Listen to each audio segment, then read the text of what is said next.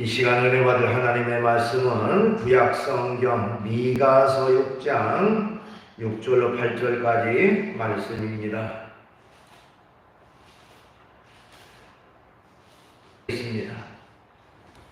구약성경 1296조 미가서 6장 6절로 8절 말씀까지 받들어 봉독을 하겠습니다. 내가 무엇을 가지고 여호와 앞에 나아가며 높으신 하나님께 경배할까? 내가 번제물로 일련된 송아지를 가지고 그 앞에 나아갈까? 여호와께서 천천의 순양이나 만만의 강물 같은 기름을 기뻐하실까? 내 허물을 위하여 내 마다들을 내 영혼의 죄를로 말미암아 내 몸의 열매를 드릴까? 사람아, 주께서 선한 것이 무엇임을 내게 보이셨나니 여호와께서 내게 구하시는 것은 오직 정의를 행하며 인자를 사랑하며 겸손하게 네 하나님과 함께 행하는 것이 아니냐. 아멘. 말씀을 8절까지 받들어 봉독을 했습니다. 우리 찬송 한 장을 주께서 우리에게 가지고 겸손한 사람이 받는 복, 이런 제목의 말씀으로 은혜를 나누려고 합니다. 사전에서 겸손이라고 하는 단어를 찾아보면 남을 존중하고 자기를 낮추는 태도, 이렇게 정의되어 있습니다. 우리는 어린 시절부터 이 겸손에 대해서 아주 귀에 못이 박히게 듣기도 하고 배우기도 하고 살아왔습니다. 늘 겸손해야 된다, 낮아져야 된다, 또 다른 사람을 높이고 존중해야 된다 하는 그런 얘기를 참 많이 들었어요. 그러나 우리가 그것을 실제 생활 속에서 실천하고 또 적용하면서 살아가는가 돌아보면 실제로 그렇지 못할 때가 참 많이 있습니다. 물론 마음으로는 겸손해야지 하면서도 실제 생활 속에서 그렇게 살지 못하는 그런 마음처럼 그렇게 쉽게 되어지지 않는 것이 바로 겸손이다, 이렇게 말씀드릴 수가 있습니다.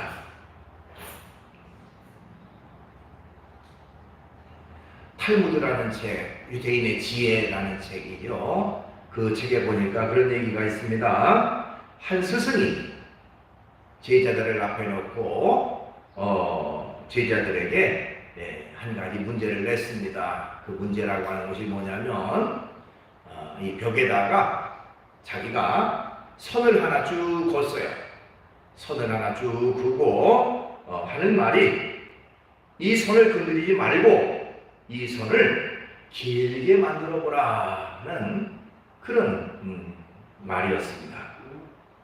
그 말에 제자들은 고개를 갸우뚱거렸어요. 도대체 그게 무슨 말인가? 손을 건드리지 말고 어떻게 손을 길게 만들 수 있는가? 자, 얼마 동안의 시간이 지난 뒤에 한 제자가 번쩍 손을 들었습니다. 그리고 앞으로 나아가서 스승이 그어놓은 그 선 밑에다가 아주 조그만 선 하나를 쭉 그어놨어요. 그리고 이제 자기 자리로 돌아왔습니다. 자, 그 모습을 본 스승은 너무너무 흡족한 모습으로 웃으면서 그 제자를 칭찬했습니다. 자, 스승이 그어놓은 그 선을 건드리지 않고 그 선을 길게 만드는 방법, 그것은 작은 선을 만들어 놓으면 상대적으로 그 선이 길게 되어진다는 것이죠. 그렇죠? 그런 가르침입니다. 자신을 낮추고 겸손하는 것, 그것이 바로 상대방을 높이고 존중하는 것이다. 자, 우리가 하나님 앞에 겸손해야 된다, 낮아야 된다, 하나님을 높이라, 그것은 바로 하나님 앞에 철저히 자신을 낮추는 겸손한 삶을 실천할 때에 하나님을 높이고 하나님을 존중하는 그런 삶이 되어지게 되는 것입니다. 오늘 본문 말씀에 보면 여기 미가라고 하는 선지자는요, 하나님의 말씀을 대언하고 있는데, 자, 이스라엘 백성에게 구하시는 것은 오직 정의를 행하며 인자를 사랑하며 겸손하게 네 하나님과 함께 행하는 것이 아니냐. 그걸 원한다는 거예요. 그러니까 행위를 돌이키고 행위를 바로 하는 것이 하나님 앞에서 하나님의 마음을 돌이키는 것이지, 아무리 많은 번제물과 양을 갖다가 하나님 앞에 제물을 드린다고 해도 그것을 하나님의 마음을 돌이키는 그런 방법이 되지 못한다 하는 것입니다. 자, 오늘 젊은 자들의 이와 같이 장로들에게 순종하고 다 서로 겸손으로 허리를 동이라 하나님이 교만한 자를 대적하시되 겸손한 자들에게는 은혜를 주시느니라 이렇게 말하고 있어요. 또 야고보서 4장 6절에 그러나 더욱 큰 은혜를 주시나니 그러므로 일렀으되 하나님이 교만한 자를 물리치시고 겸손한 자에게 은혜를 주신다 하였느니라 이렇게 말하고 있습니다. 자, 교만한 사람을 물리치신다. 또 베드로전서에는 대적하신다. 교만한 사람. 그런데 겸손한 사람에게는 은혜를 베풀어 주신다 이렇게 말씀하고 있습니다. 그렇기 때문에 언제든지 겸손한 생활, 그것은 바로 하나님의 은혜를 받는 그런 결과가 되어진다고 말씀드릴 수가 있어요. 우리가 교회에 나와서 믿음생활, 신앙생활하는 궁극적인 목적은 어디에 있습니까? 바로 구원받는 데 있지요. 예수님을 믿음으로 구원받는 데 있습니다. 근데 그 구원이라고 하는 것은 하나님의 은혜로 되어지는 거예요. 은혜라고 하는 말은 내가 받을 자격이 없음에도 불구하고 내게 주어지는 것을 우리가 은혜라고 말합니다. 그렇죠? 부모님 은혜, 스승의 은혜, 그랬듯이 하나님의 은혜, 그것은 내가 구원받을 수 있는 자격이 없고 구원받을 수 있는 그런 능력이 없음에도 하나님이 나를 구원해 주셔서 내가 구원받아 하나님의 자녀가 된다. 그것을 하나님의 은혜 이렇게 표현을 합니다. 이 때문에 우리가 구원받는 것은 우리의 공로나 우리의 능력이나 우리의 힘이 있어서 구원받는 것이 아니라 전적으로 하나님의 은혜로 받은 것이다. 에베소 2장 8절 너희는 그 은혜에 의하여 믿음으로 말미암아 구원을 받았으니 이것은 너희에게서 난 것이 아니요 하나님의 선물이라 이렇게 말하고 있습니다. 은혜를. 그러니까 아까 겸손한 자에게는 하나님이 은혜를 주신다고 말씀하셨는데 바로 겸손한 자에게 하나님께서 이런 구원의 은혜, 구원의 은총을 우리에게 베풀어 주신다고 말씀드릴 수가 있습니다. 반대로 하나님 앞에 가장 잘못된 것은 바로 교만이라고 하는 것입니다. 교만하면 자신밖에 모르죠. 교만하니까 하나님을 의지하지 않습니다. 자신만 의지하고 또 세상적이고 육신적인 것만을 의지하며 살아갑니다. 그러나 이런 세상적이고 육신적인 것, 또 어떤 인간적인 도움, 이런 것들이 결코 우리에게 궁극적인 도움이 되지 못해요. 사람이 어려운 일 당할 때 좀 누구 찾아가서 내가 누구 좀 어떤 사람 만나가지고 도움을 요청하면 좋을까 하고 그 궁리만 먼저 합니다. 그렇죠? 어려운 일 당하면, 힘든 일 당하면 누굴 찾아갈까, 누굴 찾아가서 좀 부탁해볼까, 이런 생각을 합니다. 궁극적으로 하나님의 도우심을 구해야 되는데, 하나님의 인도하심을 구해야 되는데 인간적인 방법으로 먼저 생각을 한다는 거예요. 그래서 시편 146편 3절로 4절 보니까 귀인들을 의지하지 말며 도울 힘이 없는 인생도 의지하지 말지니 그의 호흡이 끊어지면 흙으로 돌아가서 그날에 그의 생각이 소멸하리로다. 이 인간과 세상적인 어떤 것 가지고 근본적인 도움이 되지 못한다는 것을 성경은 말하고 있습니다. 우리 인생이 살아가는 데 있어서 그러면서 하는 말은 여호와 하나님으로 도움을 삼고 하나님 앞에 소망을 두는 사람이야말로 가장 복된 사람이라 이렇게 말하고 있어요. 바로 이어서 시편 146편 5절 보면 야곱의 하나님을 자기의 도움으로 삼으며 여호와 자기 하나님에게 자기 소망을 두는 자는 복이 있도다 이렇게 말하고 있습니다. 왜? 전능하신 하나님, 능력의 하나님, 살아계신 하나님, 그 하나님이기 때문에 우리에게 근본적인 복이 되어진다는 겁니다. 인간의 도움은 일시적인 도움이 되는지 몰라도 완전하고 완벽하고 또한 우리에게 근본적인 그런 도움이 되지 못합니다. 그러나 전능하신 하나님의 도우심이야말로 우리에게 완전한 도움이 되니 먼저 우리는 하나님 앞에 도움을 구하는 그런 우리가 되어야 된다는 것입니다. 그 때문에 언제든지 겸손함으로 하나님을 의지하고 하나님을 찾는 그런 우리가 되어야 됩니다. 하나님은 교만한 자를 대적하신다고 했고 교만한 자를 물리치신다고 했고 교만한 자를 미워하신다고 했습니다. 잠언 16장 5절에도 물은 마음이 교만한 자를 하나님 여호와께서 미워하시나니 이렇게 말씀하고 있어요. 교만한 자, 그것은 바로 하나님을 근본적으로 알지 못하고 하나님을 찾지 않는 사람이니 하나님의 도우심을 기대할 수가 없다는 것입니다. 그렇기 때문에 우리는 결코 교만한 마음을 버려야 돼요. 철저히 겸손의 삶을 살아가야 됩니다. 구약 성경 가운데 모세라는 인물, 훌륭한 인물로 모세라는 인물 나오고 다윗이라는 인물이 또 나옵니다. 다윗. 자, 우리가 다윗이라는 사람을 참 잘 알아요. 그는 원래 양을 치는 그 목동 출신 아닙니까? 또 언제나 겸손한 사람이었고 철저히 하나님을 의지했던 사람입니다. 철저히 겸손함으로 하나님을 섬기고 하나님을 의지했던 사람, 다윗과 골리앗의 싸움 그런 거 성경을 통해서 우리가 잘 알잖아요. 그 정도로 하나님을 철저히 의지했던 사람입니다. 그래서 하나님께서 그를 택해서 이스라엘의 왕이 되게 하셨어요. 그죠? 사울 왕에 이어서 이제 두 번째로 이스라엘 왕이 됐습니다. 왕이 되고 나서 그는 그야말로 전쟁을 하면 늘 승리를 했습니다. 그리고 이스라엘 전체를 이제 통일을 했어요. 통일 왕국을 세웠죠. 그러다 보니까 좀 그의 마음속에 교만한 마음이 들어왔어요. 그러니까 전에는 겸손함으로 철저히 하나님을 섬겼는데 그의 마음이 교만한 생각이 조금씩 들어왔어요. 내가 이렇게 강한 군대를 가지고 있다. 내가 이렇게 강한 나라를 만들었다. 우리 군대가 얼마나 강한지 한번 내가 그 군사들의 숫자를 한번 세어봐야 되겠구나 하고 흡족한 마음으로 군인들의 숫자를 세어보라고 명령을 했습니다. 자, 여기에 대해서 하나님은 그 행동이 하나님의 마음에 흡족하지 않았어요. 왜?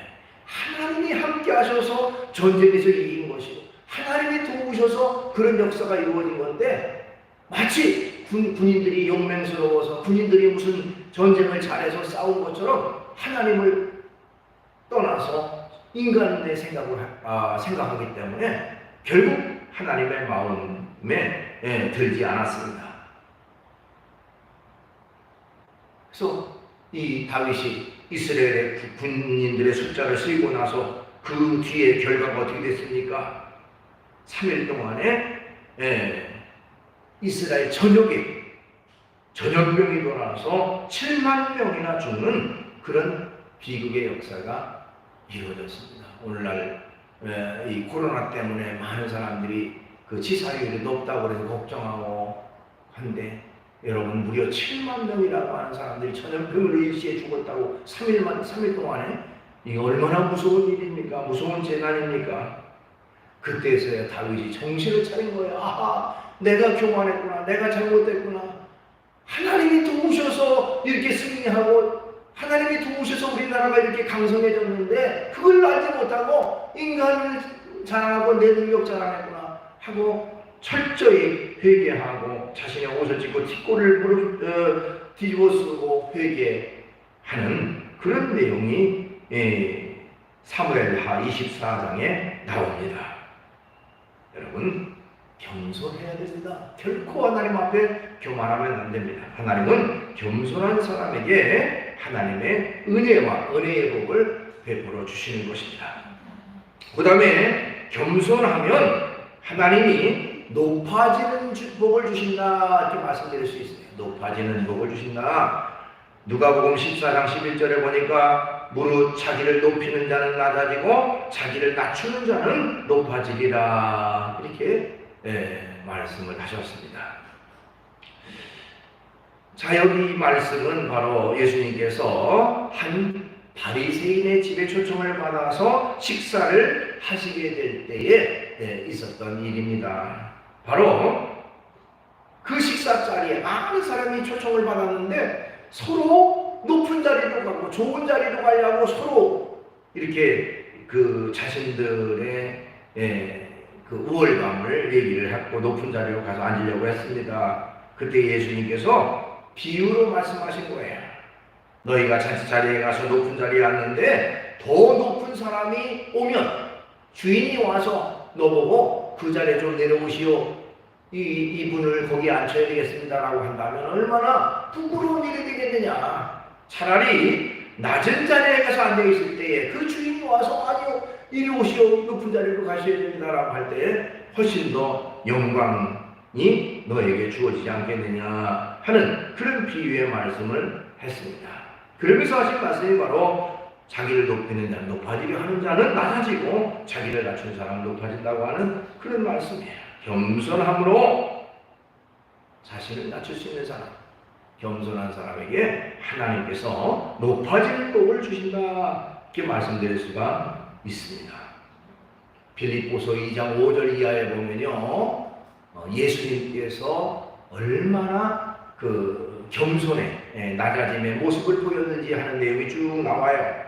빌립보서 2장 5절에는 너희들이 이 마음을 품어라 곧 그리스도 예수의 마음이다고 말하면서 예수님께서 자기를 낮추셔 겸손한 인간의 몸을 입고 이 땅에 오셨고 또 십자가에 죽기까지 겸손의 삶을 실천하셨다. 그렇게 나와 있으면서 이어서 그런 겸손하신 예수님에게 하나님이 어떤 복을 주셨느냐. 거기 빌립보서 2장 9절로 11절에 보니까 그러므로 하나님이 그를 지극히 높여 모든 이름 위에 뛰어난 이름을 주사 하늘에 있는 자들과 땅에 있는 자들과 땅 아래에 있는 자들로 모든 무릎을 예수의 무릎에 꿇게 하시고 또 모든 입으로 예수 그리스도를 주라 시인하여 하나님 아버지께 영광을 돌리게 하셨느니라 이렇게 말하고 있어요. 그러니까 낮고 천한 인간의 모습으로 이렇게 낮아지고 겸손하신 예수님을 하나님은 높이셔서 많은 사람들의 주가 되시고 많은 사람이 복종하게 하시는 무릎을 꿇고 복종하게 그런 존재로 우뚝 세워주셨다. 때문에 우리는 언제나 하나님 앞에서 겸손의 삶을 살아갈 때에 하나님이 높여주시고 하나님이 존중해 주시고 하나님이 우리를 존귀하게 해 주신다고 하는 것입니다.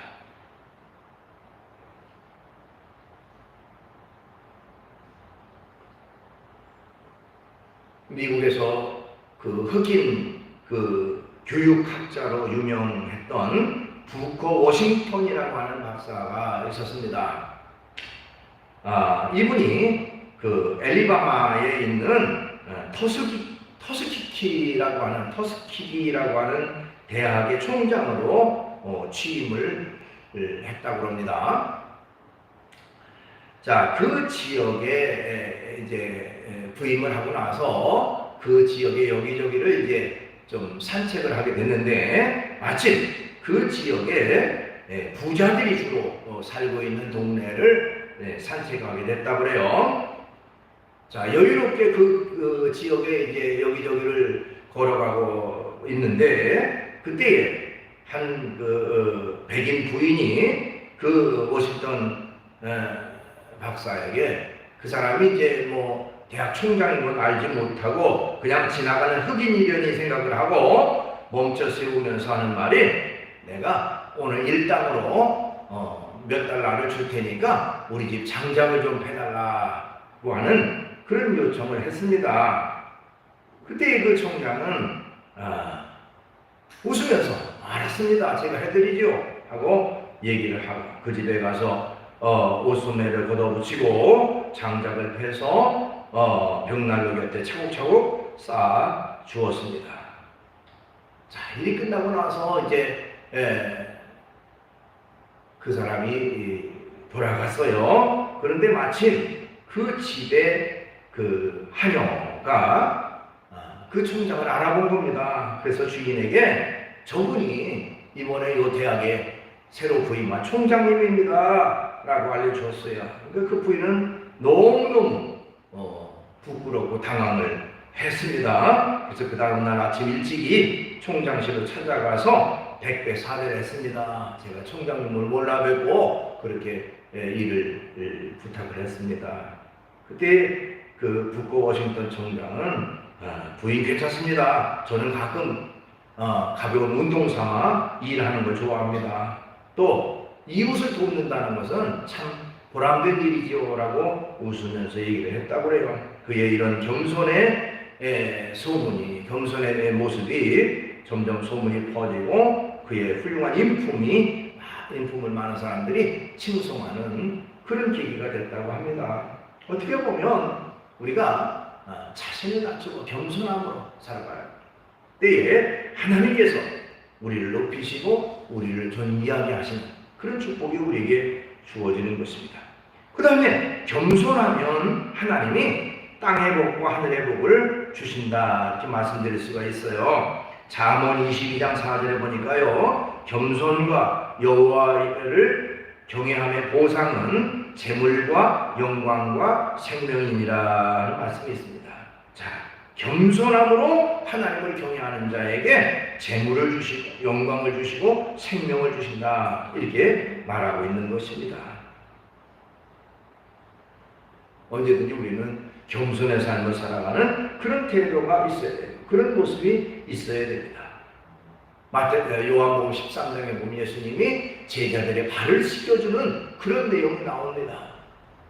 그 당시 요즘도 스승에 대한 그 존경심의 마음을 많이 갖고 있습니다만은 그 당시로서는 스승과 제자는 스승들은 절대적인 존재였어요. 제자들에게 있어서. 그런데 오히려 스승이 제자들의 발을 씻겨준다라고 하는 것은 상상조차 할 수 없었던 그런 때에 예수님께서는 제자들의 발을 한 사람 한 사람 씻겨주시면서 하는 말이, 내가 주와 또는 선생이 되어 너희 발을 씻었으니 너희도 서로 발을 씻어주는 것이 옳으니라. 내가 너희에게 행한 것 같이 너희도 행하게 하여 본을 보였노라 이렇게 말씀했어요. 그러니까 자신이 본을 보인 것은 서로 발을 씻겨줘라, 서로 섬겨라, 서로 존중해라, 서로 이렇게 겸손으로 섬기라고 하는 것을 말씀하고 있는 것입니다.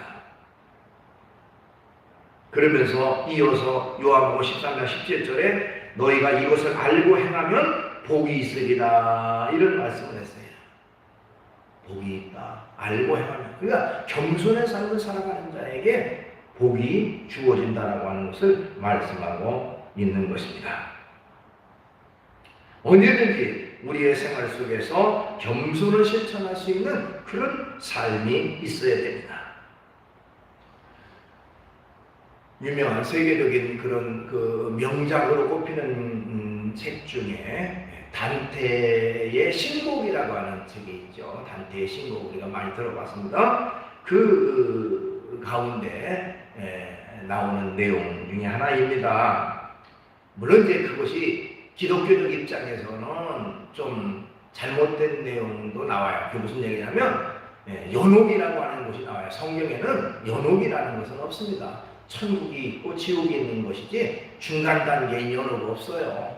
캐톨릭에서 얘기합니다만 그건 성경에 나와 있는 내용이 아닙니다. 어쨌든 그걸 전제로 해서 여러분들이 그런 걸 감안하고 한번 들어보면요, 거기에 이 단테가 한 번은 이 연옥에 가서 구경을 하게 됐는데 한쪽 구석에 가보니까 여러 사람들이 모여있는데 모두가 다 등에다가 아주 무거운 돌을 짊어지고 허리를 구부리고 다니는 것을 보게 됩니다. 그래서 그 지역에 지키고 있는 사람에게 물어봤습니다. 아니, 저 사람들은 왜 이렇게 등에다가 무거운 돌을 허리에 짊어지고 저렇게 구부리고 다닙니까?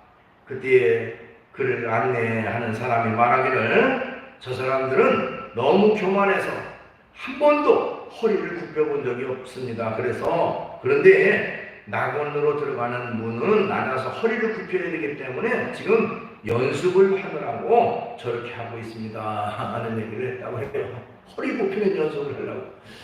자, 물론 우화적인 얘기고 좀 이렇게 꾸며낸 얘기입니다만, 그러나 여러분, 어떻게 보면 우리는 뭐 사후세계에서 뭐 겸손 연습 그 다 필요 없는 얘기죠. 자, 이 세상에 살아가면서 우리는 겸손을 생활하고 겸손을 실천할 수 있는, 특별히 예수님의 겸손을 본받아서 우리도 일상에서 사람들에게 겸손하고 하나님에게 겸손하고 그런 삶이 될 때에 하나님이 우리를 높이시고 우리를 존중하시고 우리에게 놀라운 은혜를 베풀어 주시는 것입니다.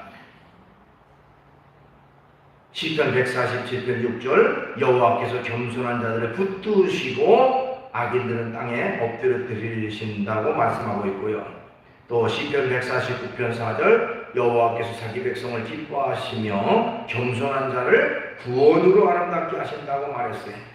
잠언 18장 12절 마음의 교만은 멸망의 선봉이 되지만 겸손은 존귀의 앞잡이가 된다 이렇게 말하고 있습니다. 오늘 말씀처럼 우리는 언제나 겸손을 생활화하고 겸손을 실천해서 하나님이 우리를 높이시고 우리를 존중하시고 우리를 귀하게 쓰임받는 그런 저와 여러분 되시기를 주의 이름으로 축원합니다. 기도하겠습니다. 거룩하신 주님을 찬양합니다. 우리는 예수님의 겸손을 본받는 그런 삶을 살아갈 수 있도록 좀 주시옵소서. 하나님과 동등하신 하나님이시면서도 인간의 몸을 입고 이 땅에 오시고 또한 인간 가운데 가장 낮고 천한 십자가에 죽으시기까지 자신을 낮추셨던 예수님의 모습, 그러나 하나님이 예수님을 높여 존귀하게 하시고 모든 무릎을 주님 앞에 꿇게 하시고 모든 이름 위에 뛰어난 이름을 주셨다고 하는